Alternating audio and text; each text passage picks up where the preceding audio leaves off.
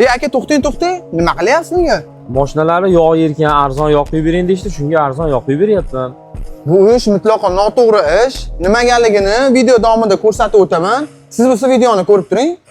Ko'pchilikda aynan shu muammo, ya'ni motori moy yeb qolsa, arzonroq yog' quyib yursam, yaxshi yurib turaveraman, to motor qigunimcha. Yo'q, bu mutlaqo noto'g'ri narsa. Sababi, motoringizga arzon yog' quysangiz, rastitvallar, galovkalar va ko'lachoklar yemirilishiga olib keladi va ertadan keyingi siz motor qildiraman deganingizda sizni 2 barobar rasxodga tushirishi mumkin. Shuning uchun ishonarli joydan sifatli moy quydirishingizni tavsiya qilaman. Ertadan keyingi sizda bo'ladigan katta rasxodlarni oldini olgan bo'lasiz.